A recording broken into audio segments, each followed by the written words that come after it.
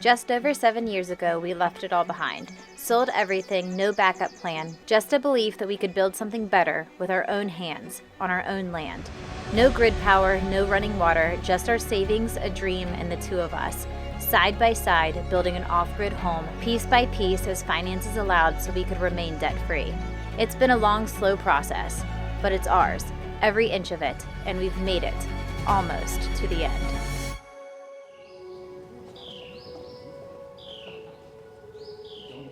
Welcome inside, guys. We are going to start with the entryway that comes in directly off of the front porch. The total square footage of our home is right around 1,100 square feet. I think the camera is sometimes a little bit deceiving on size. Oftentimes we hear from viewers that the home seems really, really large, but it's actually quite small, and you'll see that we have no actual designated bedrooms in the house. That was done on purpose. We'll explain more in just a second. As soon as you head in our front door, you walk into the entryway, which has vaulted ceilings that lead directly in from the front porch. That's gonna take us into our main great room, where we've also got our wood stove at. This not only heats our home, but it also has the ability to be used for cooking. It is wrapped in soapstone, but we can actually remove this. We can cook on the top, and it also has an oven in the lower portion of it.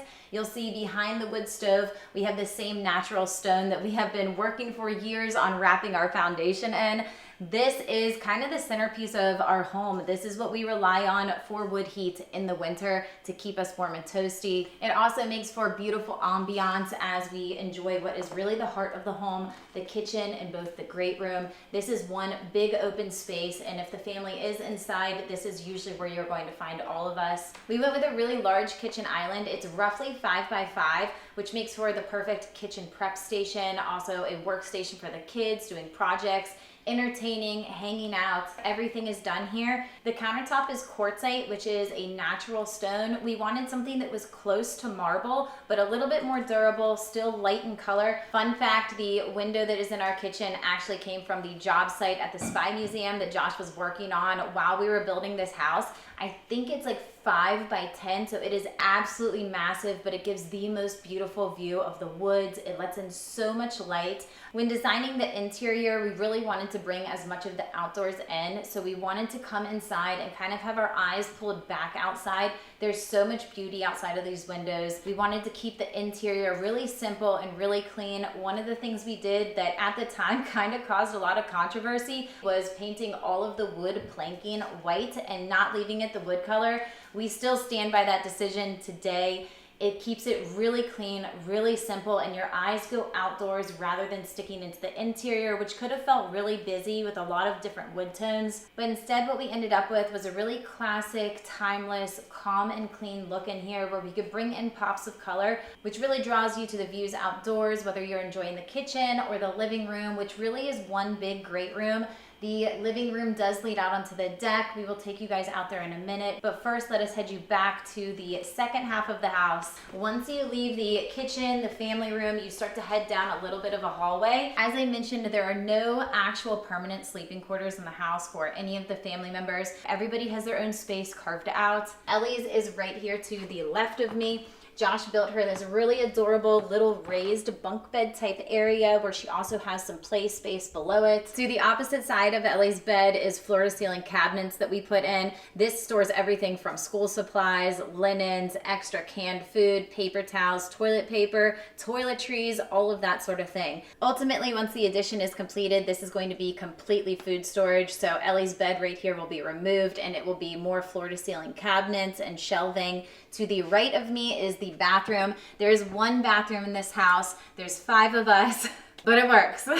It does. We did 2 shower heads in here. One of the best decisions that we have absolutely ever made. I'm still obsessed with the lighting that Josh picked in here. And probably one of my favorite features about the entire house is the wood planking that we put all along the walls. It has a very beautiful, relaxing, spa-like feel. This is one of those rooms in the house that you really never get over. We spent the first 9 weeks here without any running water. We were actually showering out of a trash can that was heated up with water that we had towed in, and then just kind of poured it over ourselves. Eventually, we were able to get running water, but then we were in a camper, and if you've lived in a camper, you know that there's about 5 minutes of lukewarm water or 3 minutes of really hot water. It's never really quite enough to heat you up after you've been working outside in really, really cold conditions. So being able to come in here and take a hot shower every single day still feels like a blessing, and we're all so grateful to have this bathroom. Before we head to the back of the house, there is a ladder that you might have noticed that is right off of the kitchen. It's not really a ladder, it's a ship's ladder that we built.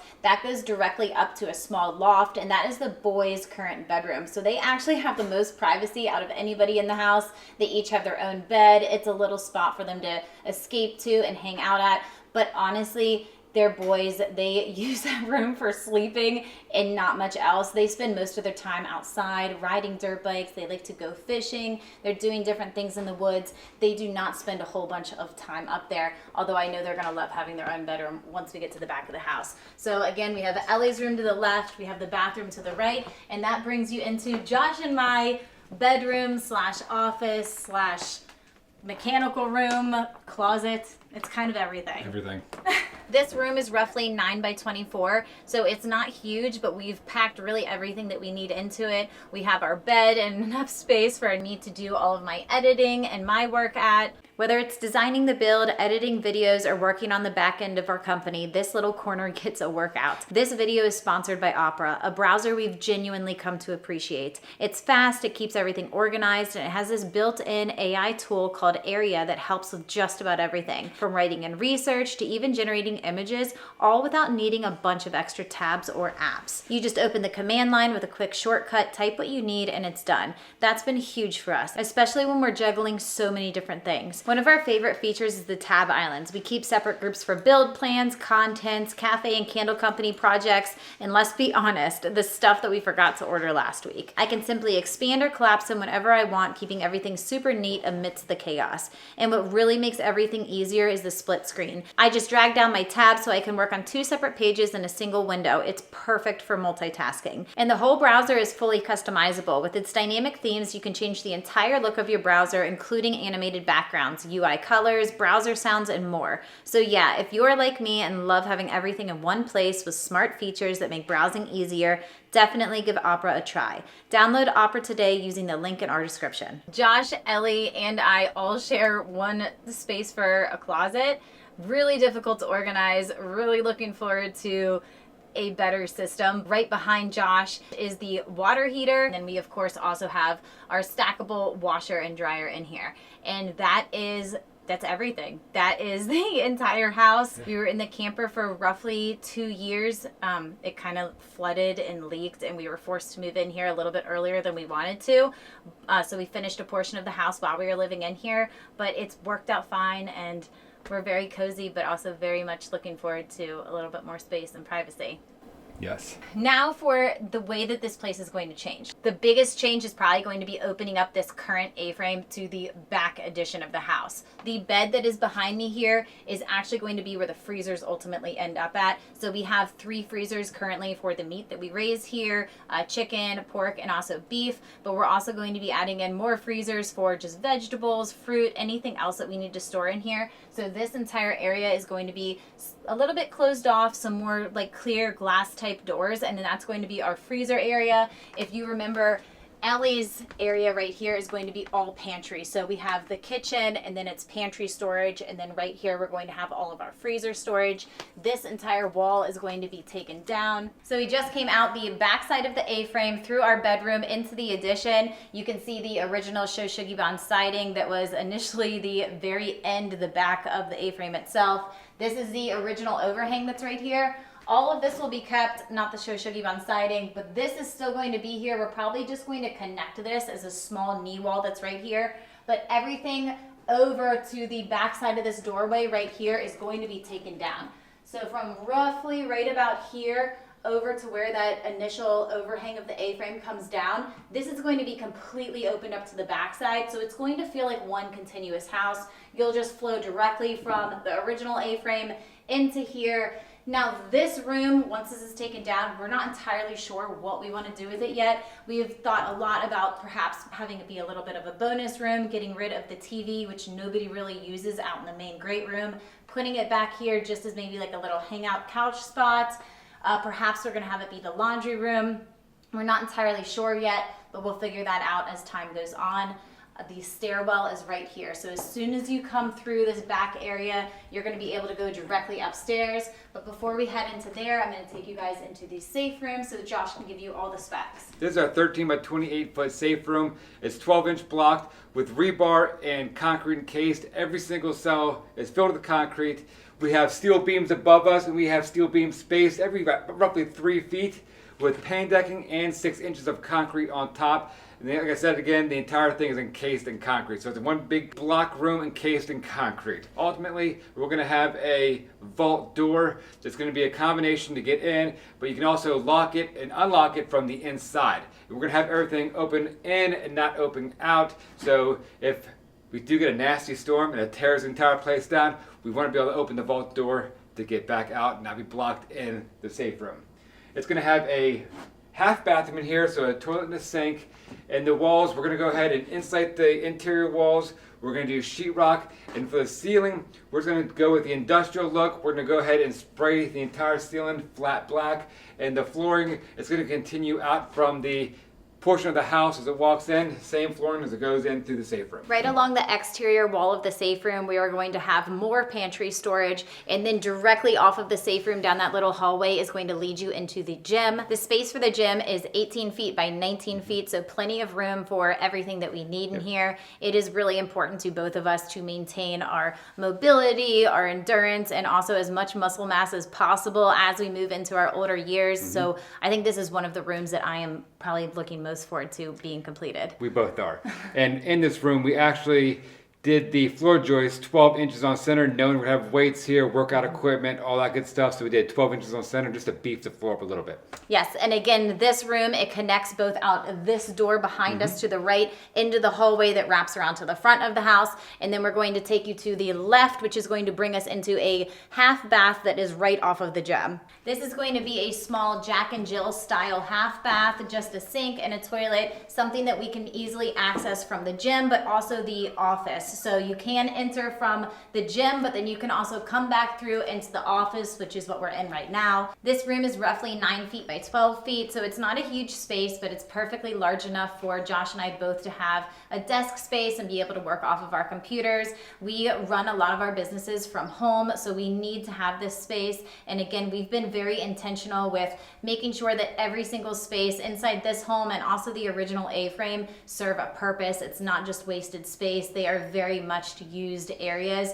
Both of these are going to be pocket doors to save on space. So just to recap, you can come out of the safe room, go in through the gym. The gym will lead you into a Jack and Jill half bath, which can also lead you into the office, making it easily utilized by both of the rooms. And then from the office, we are going to head out into the last space on the first floor, which is the mudroom. This is ultimately probably going to be what our main point of entry is for a personal family. I'm sure our guests will enter through the original A-frame front porch, but for us, coming into the mudroom is probably where we're gonna enter at. We wanted to be sure that we had plenty of enough room to do like little cubbies right here, a bench to sit down on, so there's a clean place to put away the entire drop zone. It's all of the coats, the boots, the mud, the gloves, the hats.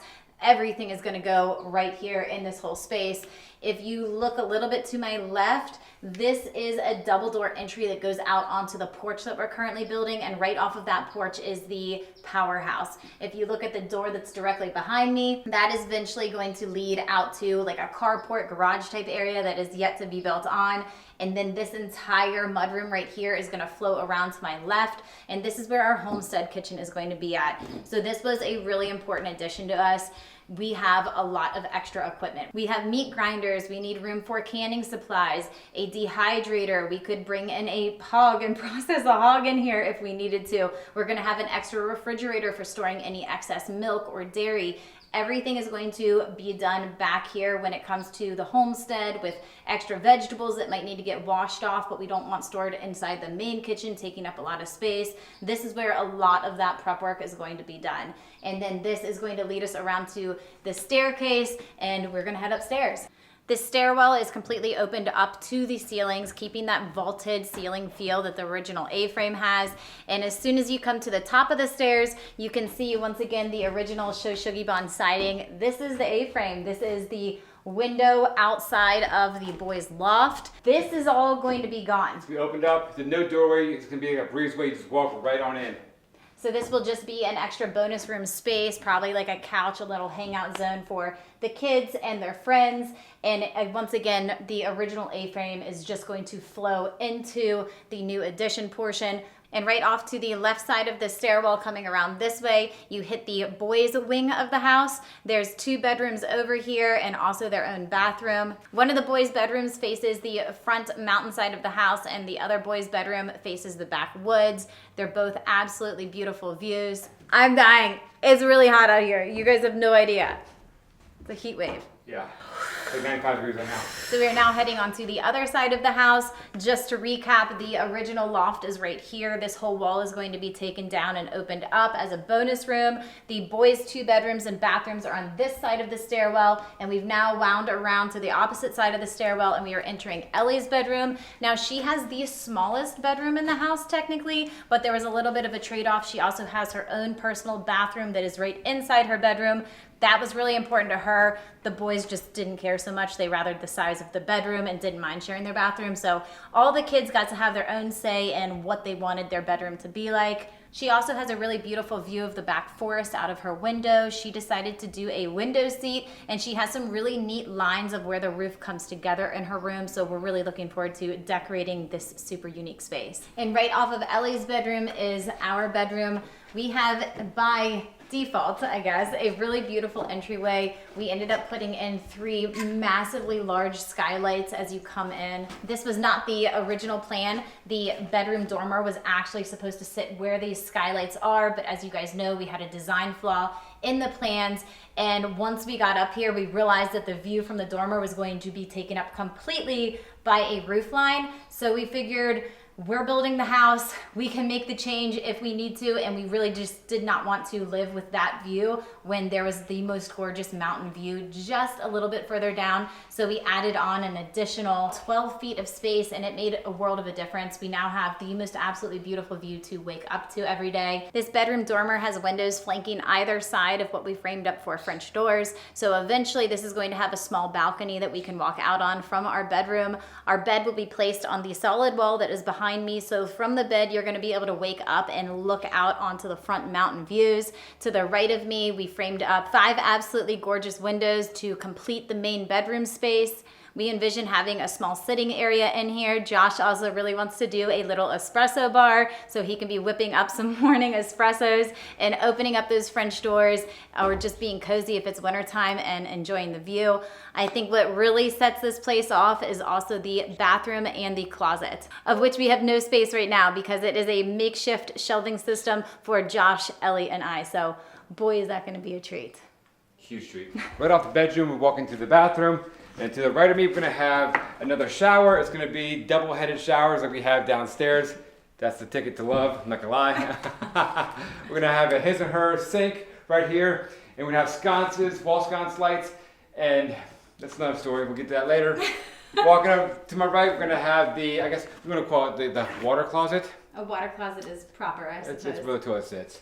So it's gonna have its own door. Then you can actually walk into the closet from this portion of the bathroom. To the right of me is where the clothes are going to hang, all the shirts, pants, that sort of thing, with the upright closet. And then to the left, we're going to have countertops with drawers and dressers underneath for any storage or whatever have you, but it's going to be wall-to-wall countertop. The ceiling's going to come down to about a 10-foot ceiling, but this is going to be a nice, big, huge, beautiful closet that we've been lacking for about 8 years now. So you mean all our clothes are finally going to be organized? Yes, I'm not sharing with the little one either. And walking back out into the closet, you walk back into the bedroom. So there's entries on both sides, and it makes for a nice, big, beautiful bedroom. We're gonna head over to the powerhouse. This is where all of our solar equipment is located. We're gonna go over everything and how it all works. This has been an evolving process for us. We first started out with 12 solar panels, 1 inverter, and 1 solar charger. And after about a year and a half, we upgraded to 3 chargers, and we bumped up another 20 panels. So we have a total of 32 panels as they sit now. And now we're in phase 3. Phase 3 entails putting up 2 more inverters and going from a 30 kW battery bank to probably around 120 kW battery bank. And how everything works, The solar panels collect the sun, it generates electricity, it comes from the panels, goes directly to the disconnects on the outside of the powerhouse, and then from there it goes to the charge controllers, and it comes in string 1's like 280 volts, string 2 and 3 around 340 volts. They come in at that voltage and they hit the charge controllers, and then from the charge controllers they drop down to 54 volts, and then it goes from there to more disconnects, then over to the distribution box, and then from there it charges the batteries, and the batteries are used to power the house. It pulls off the batteries while charging, goes to the inverter, and it goes from DC voltage to AC voltage, and then runs our entire house. Just like with our house build, we built our solar in phases as we could, and then we built it as the house got bigger and needed more options. So our house is completely off-grid. We have no grid tie coming from any power company. So we are off-grid, but our house is completely normal. We have soon to have a full HVAC system. We have mini splits right now. We have appliances, we have lights, we have everything. It's a completely modern house run on solar power. In total, our property is comprised of roughly 80 acres, a mixture of both pasture and woodlands in West Virginia. We have a lower pasture with a pond, an upper pasture, and trails throughout the woods. Within the acre that we have that is outside of our house and not fenced into our main pasture, we have a couple of different areas for our livestock, one of them being this mobile chicken tractor. This is where we house our meat chickens and also our young egg layers until they are large enough to go in with the rest of the egg laying flock. This chicken tractor is just amazing. It's one of the recent upgrades that we made to our property. We are able to move it daily to fresh paddocks, so the chickens always have fresh ground to be on. They're not living in a mess. They have bugs to forage. They feel the sunshine on their back. We've got a roost in here in case they want to get up off of the ground and get a little bit of a dry space if it's been rainy. They have their trough feeder. They have plenty of shade if they need it. And they also have a gravity-fed water system. So they are really easy to manage. They just require one stop in the morning to make sure that they are moved, that they're completely taken care of, everybody is in good condition. And then we'll drop by later in the day just to double check on them again, make sure they still have plenty of food and plenty of water. But they do not require a ton of time. However, in return, not only do they fertilize our pasture naturally and give us a bright green lush space, but they also fill our freezers and provide us with pasture raised chicken. And not far from them is our garden, and our garden is actually where we currently have our egg layers mobile coop in. Now the girls over here at this coop are a little bit different than our meat chickens. These girls are prolific egg layers. So their main purpose is to provide eggs for our family, whereas the meat chickens, they plump up really fast. They are meant for meat. This is a mobile chicken coop that we built on some running gears. It has slats in the floor, so all of the birds' droppings go directly through the floor and fertilize the grass as it's moved from spot to spot. That means minimal to no coop cleaning for me, which is amazing. It also has a rainwater catchment system, so when the rain hits the roof, it goes down into a gutter, to a downspout, and down into a large barrel on the front of the coop that then goes into a pipe inside the coop to some nipples, and that is how the birds get water. They have an automatic door timed with the sunrise and sunset that lets them out in the morning and then securely locks them back up at the end of the day. We keep a large barrel outside by the coop so we can just feed them every day, and really that's about the upkeep that it requires for the egg layers. We feed them every day, Ellie collects the eggs, and then we will move the coop from spot to spot as needed. We do use electric fencing outside of the coop for some extra protection. They are inside of our garden right now, so that electric fencing is super important, not just for predators, but also to keep them contained so they are not absolutely ravaging the garden beds and the fruit trees. The garden space is 100 feet by 100 feet, fully fenced in with electric that goes around the top to keep deer out. It is a large space that is not fully utilized to its max potential yet. We only have 4 beds that are very basic, just a variety of tomatoes, peppers, onions, herbs, lettuce, and we did some strawberries. We do have fruit trees that we put in a couple of years ago. They've produced the little itty bitty peaches, but nothing to write home about yet. It's going to take a while. I think we planted them maybe 2, maybe 3 years ago, but I don't expect them to really start producing until they hit around that 5-year mark. We've got peaches, apples, pears, plums. It's a beautiful space that I know is going to provide so much for our family. We're really excited to have the addition finished and be able to have this space for all of our canning supplies,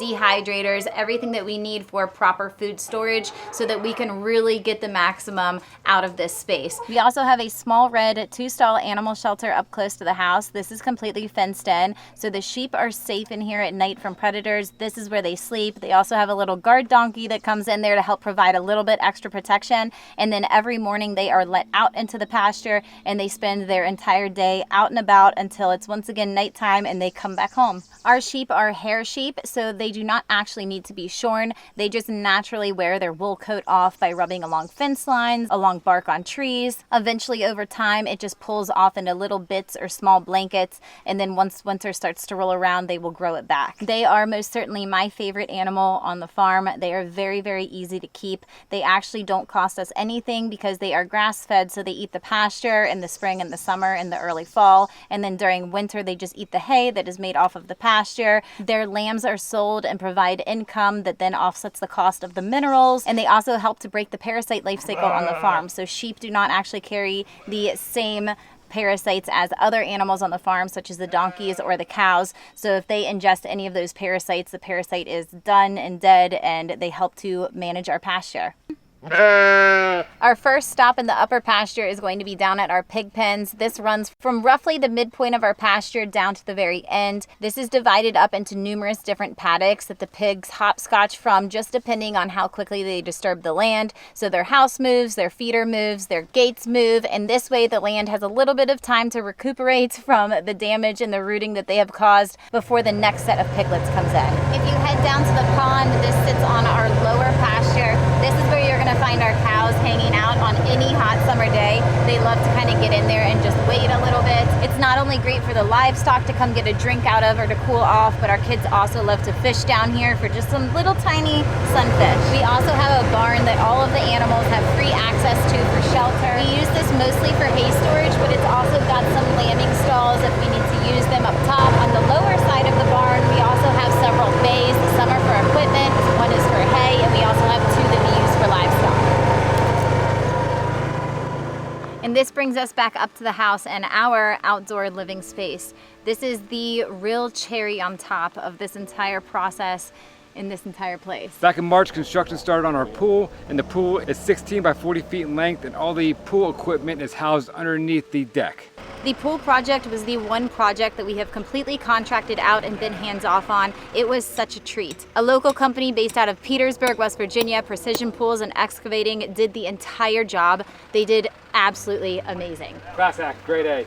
We're feeling spoiled for sure. Josh and the kids and I finally completed the stone along the wall of the deck. We also added in a little bit of landscaping stone where the concrete of the pool meets the deck, and we started growing grass. Yeah, and I'm a sucker for growing grass. I don't have much of a green thumb, but when grass grows, I'm pretty happy. He loves it.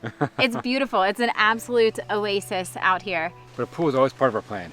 No, it was not. It was never part of our plan. It wasn't? I thought No, we were on the pool. no. We always talked about getting pools. No. We're going to beach vacation, but we need to get a pool. We didn't talk about having a pool until we were building that heck of a deck right there. Yeah, no, it's a few years back, so it's been part of the plan for a few years now. And by the way, at a point in time, people thought that that deck was too big, and like, I gotta tell y'all, it's the perfect size. Yes, we have a smoker, a Blackstone, a sitting area, and an eating area. Yeah, and in the sitting area has a little fire pit, so we do s'mores. Yes. I have to say that when we first started this 7-some years ago, there was no way to know where this journey was going to take us, and we have truly built a life that we don't need to escape from or have a vacation from, because Now it's a dream come true. the party's here. Yeah. Yeah, 100%.